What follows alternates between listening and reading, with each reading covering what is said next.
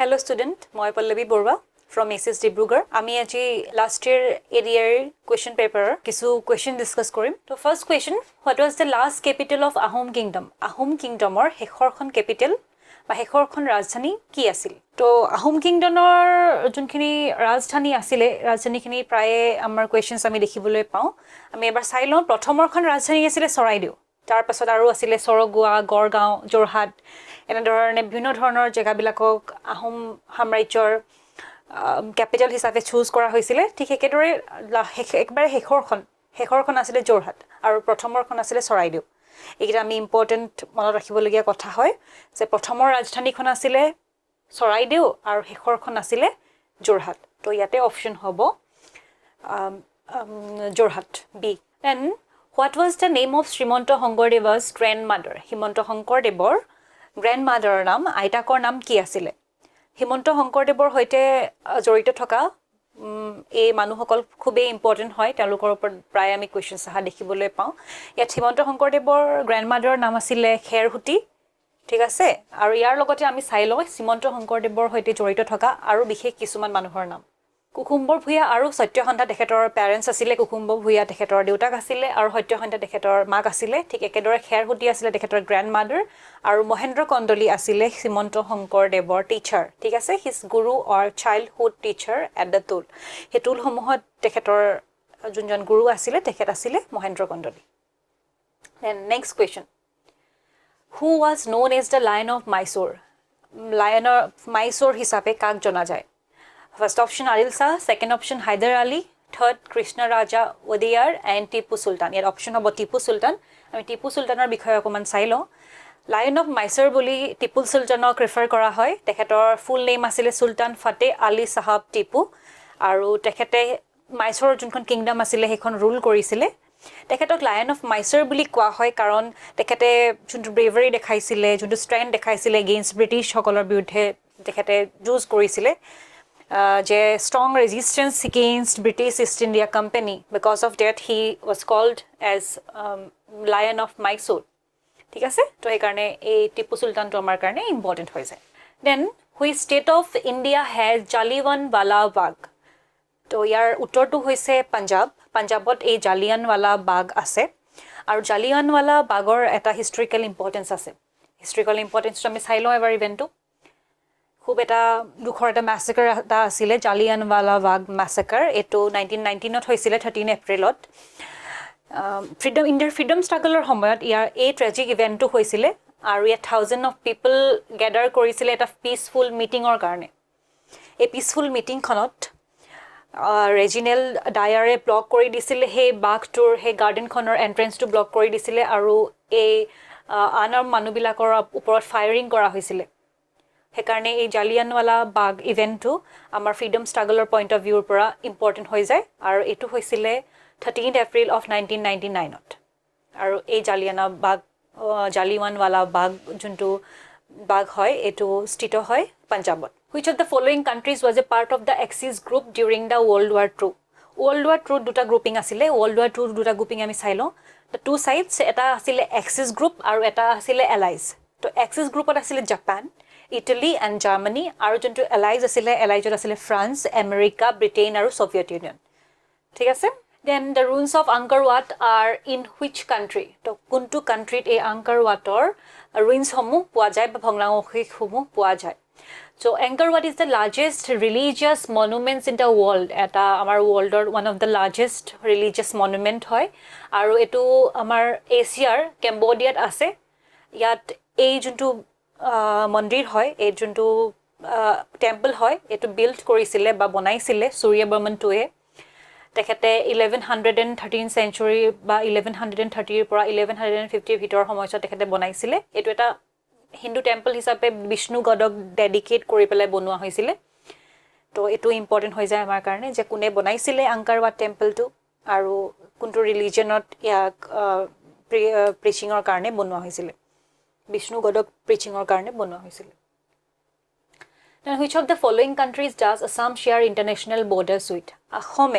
কাৰ হৈতে কোনকেখন কান্ট্ৰি হৈতে ইন্টাৰনেশনাল বাউন্ডাৰী শেয়াৰ কৰে that is Bangladesh and Bhutan আমি এবাৰ মেপত চাই লওঁ এখন হৈছে আসাম অৰেঞ্জ কালাৰত আছে অসমৰ সৈতে এটা ইন্টাৰনেশ্যনেল বাউণ্ডাৰী শেয়াৰ কৰি আছে এফালে ভুটানে আৰু এফালে বাংলাদেশে এই পইণ্টত আৰু এই পইণ্টত বাংলাদেশৰ সৈতে শেয়াৰ কৰি আছে আৰু এইডোখৰ সৈতে ভুটানৰ সৈতে শেয়াৰ কৰি আছে তাৰপিছত if an airplane is flying directly from Chennai towards Guwahati in which direction it is flying এখন যদি এয়াৰপ্লেনে চেন্নাইৰ পৰা গুৱাহাটীৰ দিশে ফ্লাই কৰি আছে তেনেহলে এখন কোনটো ডাইৰেকচনত ফ্লাই কৰি আছে আমি চাই লওঁ এবাৰ চেন্নাই লোকেশনটো হৈছে ইয়াত আৰু ইয়াত আমাৰ গুৱাহাটী আছে ইয়াত চেন্নাইৰ পৰা গুৱাহাটীলৈ যাব লাগিব তো এটো হৈছে সাউথৰ পৰা এটো গৈ আছে ইষ্টলৈ তো সাউথ টু ইষ্ট এখন এয়াৰপ্লেন ফ্লাই কৰি থাকিব লাগিব এই কাৰণে এই লোকেশনস বিলাক আমি গম পোৱাটো খুবেই ইম্পৰ্টেন্ট হৈ যায় Then what is the westernmost state of India? Amar India atakoi westernmost state kunkhon hoy ekebare posim phale স্থিত kunkhon rajyo ase hekhon hoise amar yata ami sabu paru Gujarat ekebare westernmost hoy he karone yat hobo Gujarat Then which of the following peaks does not belong to the Himalaya porbotot kuntu peak ba kuntu shringo Himalaya pora belong nokore kuntu shringo Himalayat obostito nohoy ebar ami sailo আমাৰ মাউন্টেনৰ গুটে মেপখন হিমালয়ত অৱস্থিত বুৰ হৈছে নংগা পৰ্বত K2 Kamet Nanda দেৱী কাঞ্চনজঙ্ঘা হিমালয়তে ইণ্ডিয়াৰ বাহিৰত আছে Everest তো এখিনি হৈছে হিমালয়ান আৰু এই তলৰ ফালে যেখিনি আছে এখিনি হৈছে আমাৰ সাউদাৰ্ণ ৰেঞ্জৰ হয় ঠিক আছে এখিনি মিডল ইণ্ডিয়া ৰেঞ্জৰ এখিনি সাউদাৰ্ণ ৰেঞ্জৰ ইয়াতে আমি দেখিম আনামুদি যোনটো মাউন্টেন পিক হয় এটো সাউদাৰ্ণ ইণ্ডিয়াৰ পৰা বিলং কৰে ওয়েষ্টাৰ্ণ ঘাটৰ পৰা বিলং কৰে তো ইয়াতে অপচনটো হ'ব আনামুদি Option C. Then the Great Barrier Reef is located in the coast near which continent? Kuntu continent a Great Barrier Reef to kuntu coast locate kore. So that is your option to hobo Australia. Yet ami sailo Great Barrier Reef ki hoy. Barrier Reef mane hoise coral reef. Coral reef eta types of coral reef hoy. Etu Australia's coastal area eto yak poa jay. To coral reef bilak ebar mo coral reef ekon photo loi ahisu. এইখিনি হৈছে Corel ৰিফস তো এনেকুৱা ধৰণৰ বিভিন্ন ধৰণৰ configuration দেখা পোৱা যায় এই কনফিগাৰেশনস খিনি অস্ট্ৰেলিয়াত গ্ৰেট বেৰিয়াৰ ৰিফটো মেইনলি দেখা পোৱা যায় এনেকুৱা কোৰেল ৰিফৰ কনফিগাৰেশন বেলেগ টাইপৰ আছে তাৰে গ্ৰেট বেৰিয়াৰ ৰিফটো দেখা যায় অস্ট্ৰেলিয়াত which of the following is a mountain range of South America ইয়াত কোনটো সাউথ আমেৰিকাৰ মাউন্টেন ৰেঞ্জ হয় বুলি কৈছে ইয়াতে আনসাৰটো হ'ব Andes কিন্তু ইয়াতে মেবাৰ চাইলো ইয়াৰ বাহিৰেও আৰু কোট কেনে ধৰণৰ এই পৰ্বত শ্ৰেণী বিলাক আছে এটো হৈছে সাউথ আমেৰিকাৰ পৰ্বত শ্ৰেণী Andes ৰকিজ আছে ঠিক আছে তাৰ পাছত ইয়াত আটলাস আছে আল্পছ আছে এটো ইউৰাল মাউন্টেন তাৰ পাছত ইয়াতে আছে আমাৰ হিমালয়া তো এনে ধৰণৰ এই মাউন্টেন ৰেঞ্জ বিলাক আছে এখিনি এবাৰ আমি মনত কৰি ল'ব লাগিব এখিনি খুবেই ইম্পৰ্টেন্ট হয় মাউন্টেইনস খিনি Then the giant waves caused by volcanic eruptions or earthquakes under the sea known as earthquake jetia sea under seat hagortoli jetia dangor eta enekwa volcanic eruption hoy ba earthquake hoy tar karone kuntu yate wave ba kuntu kene dhornor situation generate hoy that is tsunami hagortolit hua volcanic eruption ba earthquake or karone tsunami hoy তাৰপিছত tsunami কি হয় ইয়াত মই কোৱা হৈছে বাট ইয়াৰ বাকি কিটা অপচনো তেনে ধৰণে ব্লিজাৰ্ড আছে তাৰপিছত ল্যান্ডস্লাইডস আছে সাইক্লোন আছে ইয়াত দেখুৱা হৈছে ব্লিজাৰ্ড কি হয় এ Blizzard is a saviour স্নোস্টৰ্ম Blizzard এটা সেভিয়াৰ স্নোস্টৰ্ম হয় বৰফ থকা এটা স্নোস্টৰ্ম হয় এটা ধুমুহা হয় প্ৰচণ্ড ধুমুহা হেতু কোৱা হয় ব্লিজাৰ্ড বুলি ঠিক একেদৰে সাইক্লোন হৈছে এটা ৰোটেটিং এটা সাইক্লোন আমি গম এটা ৰোটেটিং ষ্টৰ্ম হয় ঠিক একেদৰে ল্যান্ডস্লাইড এটা movement of rock soil or debris eta sloping out eta jetia debris bilake heavy rainfall or karone ba earthquake or karone jetia slopot ei debris bilak ei lands bilak e kore slide kori jay khohi pore tete eta kwa hoy landslide